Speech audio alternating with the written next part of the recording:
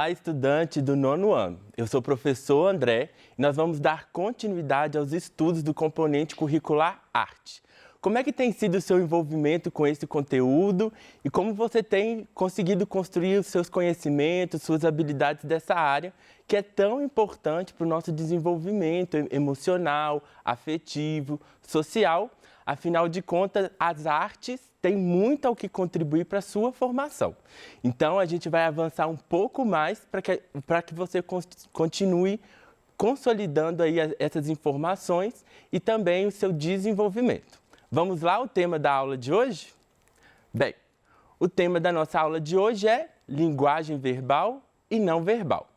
Bem, provavelmente você já ouviu falar desse tema num outro componente curricular, que é a língua portuguesa, né? É um momento também que a gente estuda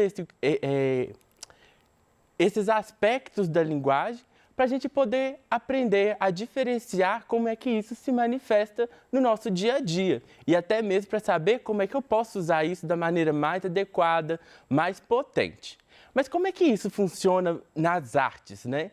Nas diferentes áreas artísticas, né? A dança, a música, as artes visuais, o teatro, como é que cada uma delas utiliza essas possibilidades de expressão e de comunicação.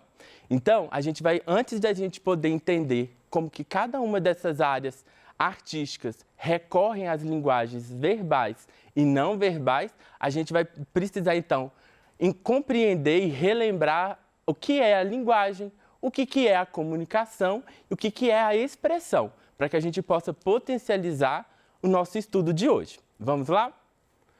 Bem, então, os objetivos da nossa aula de hoje são dois, hein? O primeiro, compreender as características da linguagem verbal e não verbal na arte. E também compreender a linguagem verbal e não verbal nas linguagens artísticas, ok? Então, vamos lá. Bem, nós vamos então agora diferenciar um pouco o que é linguagem, expressão e comunicação. A primeira é a linguagem. O que é a linguagem? A linguagem é qualquer sistema de signos simbólicos empregados na interlocução social para expressar e comunicar ideias e sentimentos. O que é importante a gente entender da linguagem é toda a sua complexidade de organização. São conjuntos de elementos diferentes que, organizados, né, a gente consegue, então, comunicar algo, expressar algo. E ele vai ter, então, signos e significados muito importantes. E esses signos, eles são construídos socialmente, né? Então, como que cada sociedade interpreta esses signos, né? Então, por exemplo, o nosso próprio alfabeto, ele tem ali vários signos, né? Que são aqueles símbolozinhos, e cada um deles vai ter uma possibilidade de transmitir alguma informação, algum significado, ok? Bem, a comunicação. A comunicação é a ação de transmitir uma mensagem e, eventualmente, receber outra mensagem como resposta. A expressão é a maneira como o pensamento, os sentimentos e as ideias se manifestam. Podem ser por meio de palavras ou gestos. Bem, então, nós vamos recorrer às linguagens para poder comunicar, né? Então, a gente vai perceber que nós vamos ter um emissor da mensagem e um receptor dessa mensagem, né? E a gente vai usar o quê? Uma linguagem específica para isso. E no caso da nossa aula de hoje, a gente está pensando, então, nessas linguagens verbais e não verbais. Ou seja, em que momento eu utilizo cada uma dessas linguagens para eu comunicar algo, para eu poder informar alguém sobre algo que eu quero que ela compreenda. Então, por exemplo, essa semana mesmo eu estava saindo de carro da minha casa e encontrei com a minha mãe na esquina, né? Eu estava no carro, ela estava fora do carro. Ela fez assim para mim. Ou seja, que informação foi essa que ela me mandou? Então, esse gesto aqui que ela me fez lá de longe, e aí não é somente esse movimento, mas também a fisionomia, né? Porque ela fez assim, ó, uma expressão bem marcada. Ela fez assim. Então, ela fez um signo e me trouxe um significado. Que significado foi esse? O que ela quis comunicar comigo? Ela pediu para me esperar, ela queria falar comigo. Então, a gente vai perceber que a linguagem tem todas essas especificidades. E essa expressão que eu acabei de fazer, ela vai complementar o sentido dessa comunicação. Que ela fez, vamos lá, vamos isolar as partes, tá? Ó, faço essa informação aqui, né? Ó. Aí, se eu faço uma expressão facial, isso fica ainda mais evidente. Então, eu fico aqui, a pessoa fica assim, por favor, espere mesmo. Então, isso vai aparecer nas nossas maneiras de comunicação muito, né? Então, se você está triste, se você está bravo com alguma coisa que aconteceu, você vai utilizar tanto signos, né, diferentes, como maneiras de expressar esse signo, né? Então, eu estou dando aqui uma série de informações que estão muito no corpo, né? Que é um lugar onde as artes recorrem fortemente para potencializar essa comunicação, né? Então, vamos dizer que você está bravo, está chateado, né? Socialmente, a gente tem isso daqui. Então, eu tenho dois símbolos aqui, né? Eu cruzei o braço aqui. Mas se eu cruzar só o braço, pode ser várias coisas, né? Eu posso estar... que expressão eu posso dar aqui que vai diferenciar essa comunicação? Se eu estou entediado, né? Se eu estou bravo. E aí eu vou trazer várias outras informações que vão contribuir para a leitura disso. Então, vamos lá. Então, vamos diferenciar. Agora que eu já dei alguns exemplos, vamos então diferenciar o que é linguagem verbal e linguagem não verbal. Linguagem verbal é aquela que se estrutura por meio de palavras, oral e escrita. Ou seja, na língua portuguesa, a gente vai utilizar a escrita ou a fala para poder dizer, comunicar. Então, por exemplo, no exemplo que eu te dei do meu dia a dia, que minha mãe me encontrou na esquina e pediu para me esperar, ela poderia ter gritado o meu nome. André! E aí, olha só, temos aqui nesse grito uma entonação, uma outra informação que vai ajudar eu a entender que, opa, eu preciso parar, né? Então, a linguagem verbal ela vai estar sempre acompanhada dessa escrita ou dessa oralidade, da fala, ok? A linguagem não verbal, ela vai utilizar de signos visuais e sonoros para serem efetivados, né? Como eu disse anteriormente, a gente tem a palavra, né? Tanto falada como escrita, como essa linguagem verbal, né? E no caso da linguagem não verbal, ela não vai aparecer. Então, tanto que eu vou utilizar então signos, símbolos, né? Ou sons, né? E eu vou querer falar um pouco de som, porque muitas das vezes a gente esquece que os sons também nos comunicam coisas, né? Nos informam, nos comunicam, que é o tema da nossa aula aqui hoje. Então, olhem só essa imagem. Que imagem é essa? Muito, muito conhecida por todos, né? O que essa placa está informando? Né? Geralmente, ela está em um espaço e ela está falando que é proibido fazer o quê? E como é que eu sei que é proibido? Por causa da cor que está ali, que foi escolhida nessa cor vermelha e com um traço na diagonal, né? Dizendo então que a gente já compreende que é proibido fazer alguma coisa, né? Toda vez que um símbolo vermelho cortado por um ou por dois, né, fazendo um X, quer dizer que eu não posso fazer aquilo naquele espaço. E no caso dessa placa, a gente está falando que não pode fumar, porque nós temos um cigarro ali desenhado, né? Então, olha só como essas informações, elas já estão implícitas no nosso dia a dia. Cabe a nós, né, aplicar ela cada vez que a gente lê elas, porque também a linguagem não verbal, ela também é lida, ok?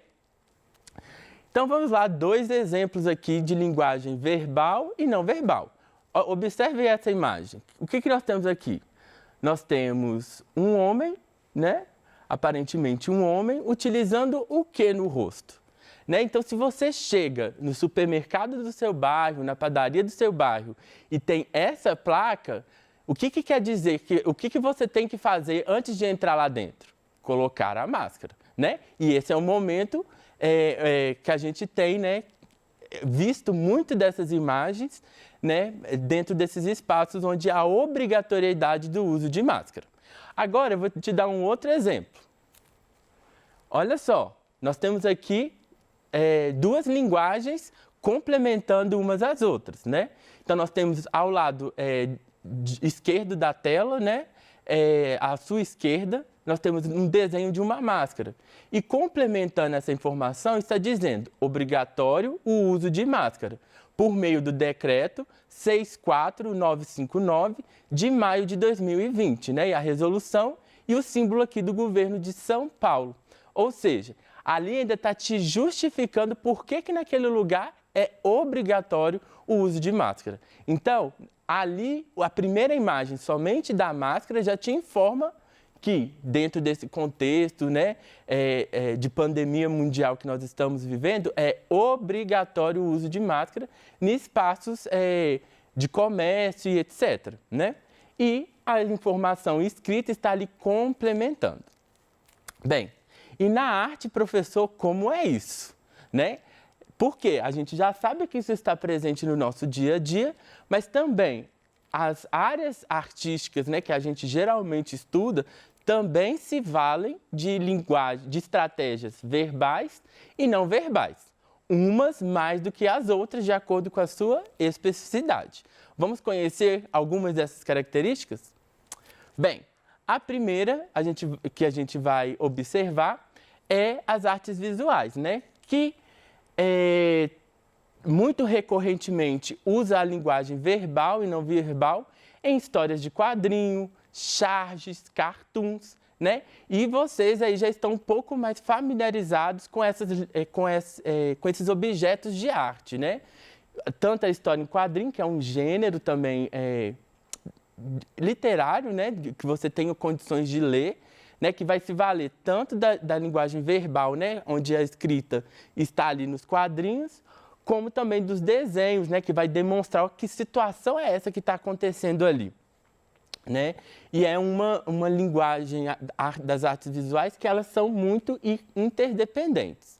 Bem, a outra é o cartoon, né?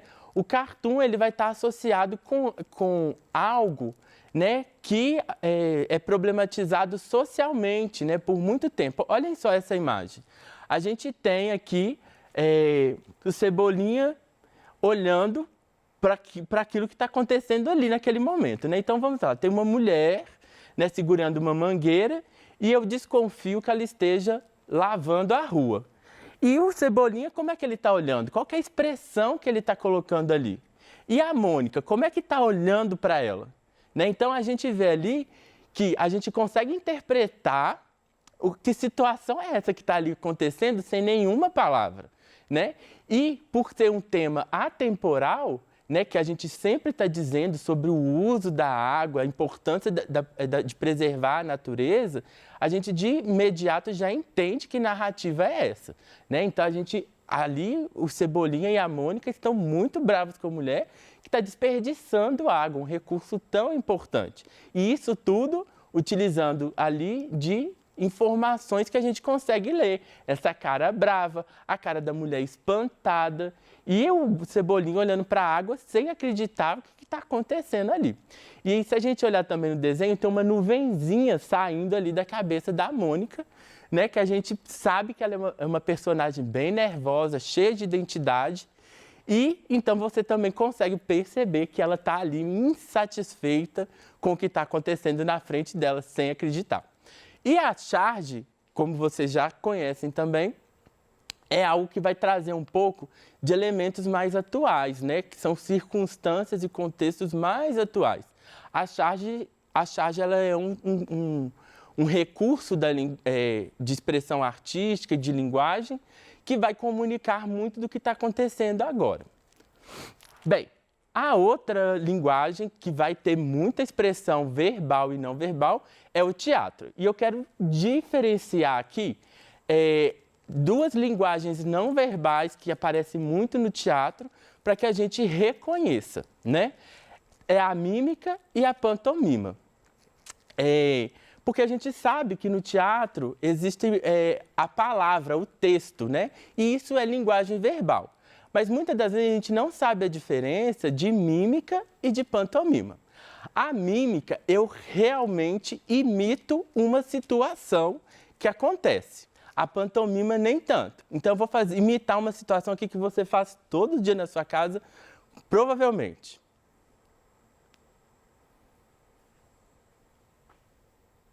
O que eu acabei de fazer? Eu acabei de pegar aqui numa maçaneta, virei, abri a porta e passei. Não foi? Então, isso é a mímica. Eu descrevo corretamente o que está acontecendo. A pantomima pode valer-se de mímicas, mas não necessariamente vai por esse caminho. Ela vai expressar, é um teatro totalmente sem falas, né? Onde os movimentos são expressivos para comunicar sem a fala o conteúdo daquele texto, né? Daquele teatro. Então vai ter fisionomias muito exageradas, vai ter movimentos muito grandes para comunicar o que está acontecendo, né? E não necessariamente vai descrever uma ação como eu acabei de fazer. Né? Isso aqui é descrever efetivamente uma ação. Pegar na maçaneta, rodar a maçaneta e abrir uma porta. Né? Isso é uma mímica, ok? Na música, como é que isso acontece na música? Bem, a música ela pode estar acompanhada, né, da letra ou não. Mas aí eu te pergunto, as músicas sem letras, o que elas conseguem comunicar efetivamente? Né? Por quê? Eu posso ter sensações, experiências de fruição, né? Ou seja, o que eu sinto ao ouvir uma música que não tem letra? Né? Mas não necessariamente é uma comunicação. Né? Quando tem a letra, né, eu sei o que o autor, o poeta está dizendo. Quando não tem a letra, fica... Né? Sem saber exatamente o que é. Então, essa é uma diferença muito importante. Então, a gente não pode dizer que a música, né, sem texto, né, sem a letra cantada, ela comunica alguma coisa, porque vai depender da experiência de cada um. E a música também vai depender muito da subjetividade da gente, né? Nem todo mundo gosta de todas as músicas. Tem músicas que são têm uma experiência muito potente para algumas pessoas e para outras não. Então, é isso. E temos a dança, né? Isso é muito interessante, né? A dança, por si, ela utiliza muito dos vocabulários corporais, né? As expressões corporais. E quase não há fala, né? Principalmente nas danças, na dança clássica, né? Nas danças modernas e etc. Elas não vão se valer muito de texto, né? Na linguagem de dança contemporânea, alguns grupos recorrem a dar textos durante as coreografias e etc. Né? Então, olha só, nós temos aqui imagens, né? que remetem à pantomima do teatro também, que ali temos uma comunicação de uma personagem de um balé clássico muito importante, que é a Svanilda, que é do balé Copélia, que ela faz assim. Né? Ela está tentando comunicar com alguém, ela não entende o que está acontecendo e ela faz esse gesto. Né? E esse gesto por si só já te comunica muita coisa. Quando alguém faz assim, né? Eu não sei do que se trata. Né? Isso é muito interessante porque no balé clássico isso vai aparecer recorrentemente, né? Tendo em vista que na época os teatros não tinham uma acústica tão boa, então não dava para dar textos, né? E a prioridade era sim para a linguagem corporal, para a expressão corporal. Então, entre um momento de dança ou outro, a gente tinha cenas que vai contando a história que esse balé está contando, né? E aí vai aparecer símbolos, né? Que para aquelas pessoas daquela época, né? Então, esse movimento aqui no balé clássico significa dançar. Né? Então, toda vez que isso aqui aparece no balé clássico, quer dizer que está convidando alguém para dançar. Né? Então, esse aqui também é um signo e um significado que temos dentro do balé. E é nesse sentido que a arte ela funciona como linguagem. Né? as artes vão trazer elementos que têm condições de comunicar algo às pessoas por meio de linguagens verbais e não verbais, né? Então, este é o conteúdo da nossa aula de hoje. Eu quero agradecer você que nos acompanhou. E se ficou alguma dúvida, não deixe de consultar o seu pet e também mandar a sua dúvida para nós no Tira a Dúvida. Agradeço muito a sua participação e obrigado!